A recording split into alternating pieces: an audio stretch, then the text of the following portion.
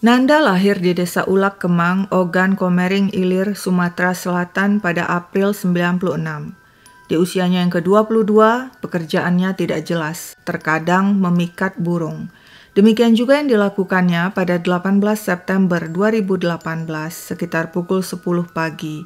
Dia memikat burung di belakang sebuah rumah milik warga yang terletak di Jalan Angkatan 45 Prabu Mulih, Sumatera Selatan. Saat itu dia lihat keadaan sekeliling rumah sepi. Di samping rumah ada warung si pemilik rumah yang juga tampak sepi. Timbul niat Nanda mencuri, sebab dilihatnya pintu belakang dan pagar rumah serta warung dalam keadaan terbuka. Dengan mengendap-endap sambil membawa sebatang kayu yang diambilnya di depan rumah, Nanda masuk ke dalam warung. Dia ingin mengambil uang yang disimpan di laci warung. Namun sial, ternyata ada yang menjaga. Si penjaga warung bernama Weni. Nanda pun bersembunyi di warung menunggu saat yang tepat. Tapi Weni tidak pergi juga. Beberapa saat kemudian, Nanda melihat seorang pria pulang dan masuk lewat pintu depan ke rumah yang letaknya bersebelahan dengan warung. Pria itu adalah Fitra, suami Weni. Nanda pun ikut masuk ke dalam rumah lewat pintu belakang yang terbuka. Dia bersembunyi di ruang tengah. Sementara itu, Fitra bermain di teras dengan anak-anaknya. Nanda lalu menggeledah tas Fitra yang ditaruh di atas meja. Tapi sial, tidak ada barang berharga. Saat itu Nanda melihat Fitra mengunci pintu depan, lalu pergi ke warung. Karena aksi mencuri gagal sebab tidak ada barang berharga, Nanda pun berniat pergi. Tapi saat dia menuju dapur untuk keluar lewat pintu belakang, dia terkejut melihat Weni sedang memasak di dapur. Bagaimana ini? Bagaimana cara keluar tanpa kepergok yang punya rumah? Nekat, Nanda pun memukul kepala Weni dengan sebatang kayu yang dibawanya agar wanita itu pingsan. Tapi Weni tidak pingsan, malah menjerit lalu menoleh. Wanita itu terkejut melihat seorang pria bertopi hitam, memakai penutup wajah loreng, dan membawa tas loreng, baru saja memukulnya dengan sepotong kayu. Pria itu langsung kabur lewat pintu belakang. Sementara itu Weni berteriak minta tolong, sambil memegangi kepalanya yang robek akibat pukulan kayu. Fitra, sang suami yang mendengar jeritan istrinya, segera datang dari warung. "Ada maling!" teriak Weni. Fitra langsung mengejar Nanda. Pria itu berhasil diringkus. Dirinya diadili dan dijatuhi vonis 2 tahun penjara karena telah menyebabkan luka robek di kepala Weni dan membuat trauma wanita itu. Pada akhir Desember 2019, Nanda bebas dan kembali hidup normal seperti warga lainnya. Perkenalan Yebi dan Aprio berawal di Facebook dan dilanjutkan lewat WhatsApp. Sejak April 2020, keduanya berpacaran. Mereka kerap bertemu di berbagai tempat, terkadang bercanda di bengkel milik Aprio atau ngobrol di rumah Aprio. Keduanya juga sering jalan-jalan mesra sambil berboncengan dengan sepeda motor keliling Prabu Mulih, kota tempat tinggal mereka. Tidak terasa hubungan asmara itu sudah berlangsung kurang lebih 6 bulan. So far, so good bagi Yebi, sebab dia sukses menyembunyikan affair-nya dari suaminya Rifet. Tapi keberuntungan ternyata tidak selamanya memihak Yebi. Suatu hari Rifet membuka HP-nya dan membaca percakapan mesranya di Facebook dengan Aprio. Betapa murka Rifet. Dia peringatkan agar detik itu juga Yebi memutuskan hubungan dengan Aprio. Yebi berusaha melupakan Aprio, tapi tidak berhasil. Sebab dia merasa sangat cocok dan nyaman dengan Aprio yang sangat berbeda dengan suaminya. Karena mengetahui sang istri masih juga ngotot berhubungan dengan Aprio, Rifet kembali memberi peringatan agar wanita itu memutuskan hubungan selamanya dengan Aprio. Tapi lagi-lagi Yebi tidak peduli. Dia malah nekat selama 5 hari pergi berduaan dengan Aprio ke kampung pria itu di Kabupaten Ogan Ilir, Sumatera Selatan. Ketika Yebi pulang, pertengkaran pecah. Rifet kembali mengingatkan agar Yebi menyudahi hubungan dengan Aprio. Rifet yang sudah tidak percaya pada Yebi merasa sepak terjang sang istri tidak bisa dibiarkan begitu saja. Dia harus memantau setiap gerak-gerik Yebi. Tanpa setahu Yebi, Rifet memasang GPS tracker di sepeda motor mereka yang biasa digunakan Yebi beraktivitas. Sejak saat itu, Rifet selalu memantau kemanapun Yebi pergi bersepeda motor. Demikian juga pada Rabu 25 November 2020. Sekitar pukul 1 siang, Rifat yang sedang berada di tempat kerjanya di sebuah perusahaan pulp dan paper di Muara Enim mengecek aplikasi GPS tracker di HP-nya. Betapa terkejut dirinya melihat GPS tracker menunjukkan sepeda motor berada di Diva Family Karaoke. Mengapa Yebi ada di sana? Padahal tadi dia pamit hanya ingin membeli susu anak. Rifat yang curiga buru-buru mendatangi Vance, rekan sekerjanya. "Vance, aku pinjam motormu." Vance memberikan kunci dan Rifat langsung tancap gas menuju Diva Family Karaoke.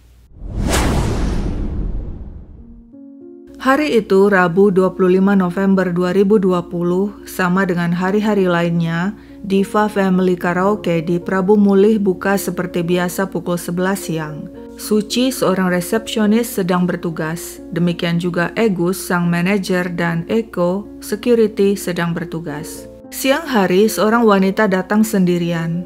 Kepada Suci, dia memesan paket dan room karaoke. "Atas nama Rio," demikian katanya. Suci lalu memberikan room atau kamar nomor 3 dan wanita itu pun masuk. Sekitar 20 menit kemudian, seorang pria datang menyusul dan masuk ke room nomor 3. Sementara itu, seorang pria lainnya baru saja tiba di depan karaoke dan memarkir sepeda motornya. Dia adalah Rifat. Dia melihat sepeda motor yang sangat dikenalnya juga parkir di sana. Siapa lagi yang membawa sepeda motor itu kalau bukan Yebi, istrinya.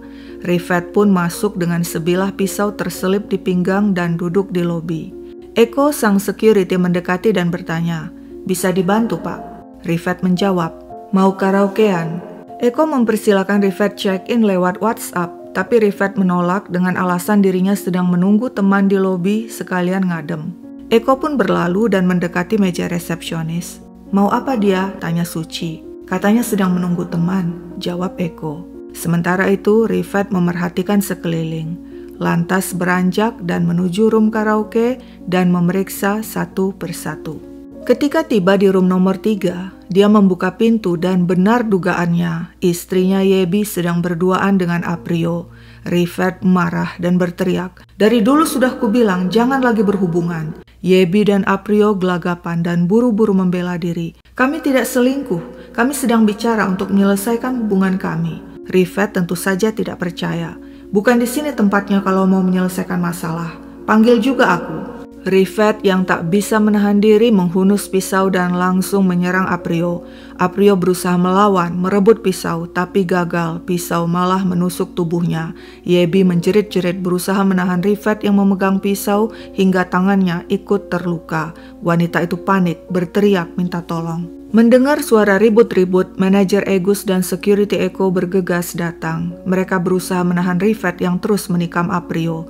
Tapi karena takut terkena pisau, akhirnya Agus dan Eko mundur dan bergegas memanggil polisi yang berada di bank tak jauh dari karaoke. Sementara itu, Yebi menghambur keluar room, terus berteriak minta tolong pada petugas. Pakaiannya penuh bercak darah sebab tangannya terluka. Wanita itu tampak ketakutan dan berlari ke parkiran. Polisi dari bank tiba, dia segera memanggil bantuan buser. Tapi terlambat sudah. Di dalam room nomor 3, Rifat telah menghabisi Aprio yang tewas bersimbah darah dengan luka tusukan di sekujur dada, leher, dan perut. Anggota polisi buser yang tiba beberapa saat kemudian segera menuju room nomor 3 dan mengacungkan senpi sambil berteriak kepada Rifat, "Turunkan pisau kau." Rifat duduk terkulai di sofa, sementara Aprio tergeletak di lantai bersimbah darah. Polisi segera mengamankan pisau dan mengevakuasi jasad Aprio ke rumah sakit.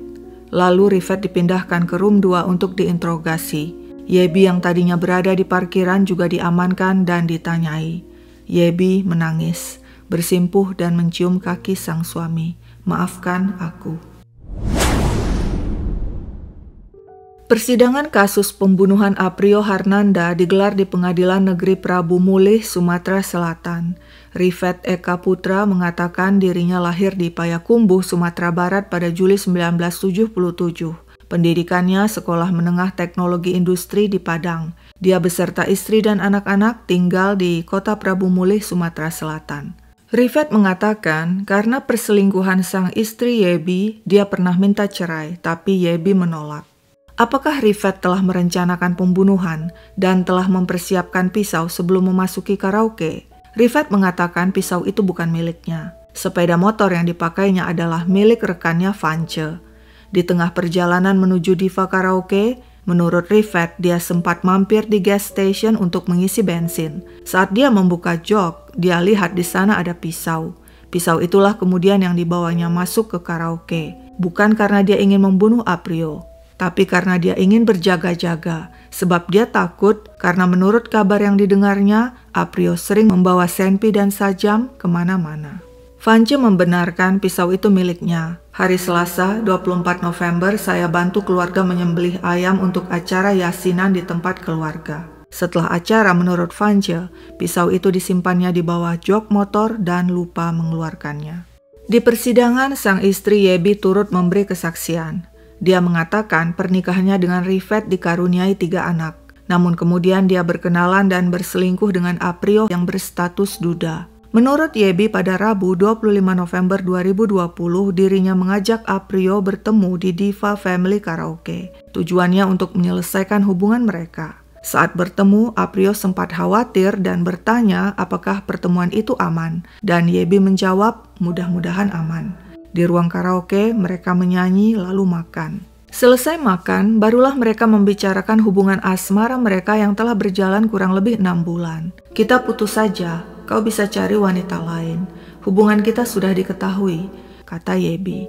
Nah, saat mengobrol itulah, mendadak pintu ruangan terbuka dan Rifat muncul dengan marah, lalu menghunus sebilah pisau dan menyerang Aprio yang berujung dengan tewasnya Aprio. Yebi mengaku selama berpacaran dengan Aprio, dia pernah jalan-jalan keliling kota berboncengan dengan sepeda motor sebanyak 3 kali. Makan-makan sebanyak 3 kali, juga diajak ke kampung Aprio selama 5 hari. Tapi selama berpacaran, mereka tidak pernah berhubungan intim. Aprio hanya mencium kening, memegang tangan, merangkul, dan memeluk saya. Menurut Yebi, sang suami Rifat sudah 3 kali memperingatkan dirinya agar memutuskan hubungan dengan Aprio, tapi Yebi diam saja dan tidak menuruti. Yebi bilang Rifat adalah tulang punggung keluarga. Setiap bulan Rifat memberikan 4 juta rupiah pada saya untuk biaya rumah tangga. Kalau kurang saya akan minta dan biasanya Rifat akan memberikan tambahan. Tapi Yebi juga mengaku saat itu sebenarnya perekonomian mereka masih dibantu keluarga Rifat. Menurut Yebi, suaminya taat beribadah dan sayang pada anak-anak mereka. Di depan majelis hakim, Yebi mengatakan dirinya telah minta maaf kepada Rifat. Saya mohon bisa menggantikan suami saya Rifat di penjara karena peristiwa yang terjadi akibat kesalahan saya. Di persidangan, Yuhayati, ibu Aprio, juga turut bersaksi. Menurutnya, anaknya Aprio duda cerai dan memiliki seorang anak. Aprio punya usaha bengkel. Yuhayati tahu Aprio berpacaran dengan Yebi. Menurut Aprio, Yebi sudah bercerai dari suaminya. Namun suatu hari, Yuhayati didatangi seorang pria bernama Rifat yang mengaku suami Yebi. Rifat yang tahu perihal perselingkuhan Aprio dan istrinya Yebi minta bantuan Yuhayati selaku ibu Aprio untuk melarang Aprio berhubungan dengan Yebi. Saat itu, menurut Rifat, Yebi sudah 5 hari pergi dari rumah bersama Aprio. Yuhayati yang kaget Yebi ternyata istri orang langsung mewanti-wanti Aprio memutuskan hubungan dengan Yebi. Menurut Yuhayati, 2 minggu setelah kejadian tragis itu, keluarga Rifat datang ke rumahnya menemui dirinya dan minta maaf atas kematian Aprio. Mereka datang dan memberikan uang tali asih.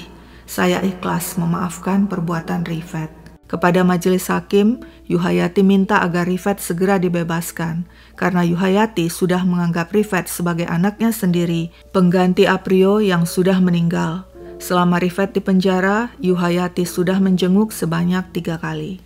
Dalam menjatuhkan vonis, majelis hakim menimbang dan menilai berdasarkan berbagai faktor, antara lain terdakwa Rifat melakukan perbuatannya karena merasa dikhianati. Pria itu emosi, cemburu, dan sakit hati karena meski telah diperingatkan berkali-kali, Yebi dan Aprio tetap berselingkuh dan tidak menggubris peringatannya. Pihak keluarga Rifat, yakni ibu kandung Aprio, memandang Rifat melakukan aksi penikaman akibat perselingkuhan Aprio dengan Yebi. Yuhayati telah mengikhlaskan kematian anaknya dan sudah menganggap Rifat sebagai anak kandung pengganti Aprio yang telah meninggal dunia. Yuhayati juga mohon kepada majelis hakim agar Rifat dibebaskan dari tahanan. Majelis hakim menilai Peristiwa yang menelan korban jiwa ini terjadi akibat perbuatan Yebi yang tidak dapat menjaga diri sebagai seorang istri dan ibu yang seharusnya menjaga norma-norma dalam rumah tangga. Majelis Hakim juga mempertimbangkan pernyataan rekan-rekan kerja Rifat yang mengatakan Rifat pribadi yang taat beragama, baik, santun dan merupakan panutan bagi rekan-rekan kerja lainnya. Rifat suka mengajak orang lain menjalankan ajaran agama dengan benar. Atas pertimbangan itu semua, Majelis Hakim menjatuhkan vonis 5 tahun pada Rifat, lebih ringan dari tuntutan JPU 7 tahun. Apa sebenarnya yang bikin Yebi ngotot terus berselingkuh dengan Aprio si abang bengkel? Padahal Aprio Harnanda alias Nanda adalah mantan napi yang disebutkan di awal cerita. Dia pernah dipenjara 2 tahun di Rutan Prabu Mulih karena terlibat pencurian dan penganiayaan dan baru bebas Desember 2019. Menurut Yebi, sebenarnya bukan hanya dirinya yang berselingkuh, sebab sebelumnya Rifat juga pernah berselingkuh. Yebi bilang dirinya suka pada Aprio karena merasa nyaman dengannya. Aprio nyambung jika diajak bicara dan selalu merespon cerita Yebi. Sebaliknya, jika Yebi bercerita kepada Rifat, suaminya itu selalu cuek dan tidak peduli. Selingkuhan Yebi adalah ex-napi, dan kini suaminya yang menjadi napi. Terkadang hidup memang absurd. Sekian dulu ceritaku, sampai jumpa kapan-kapan.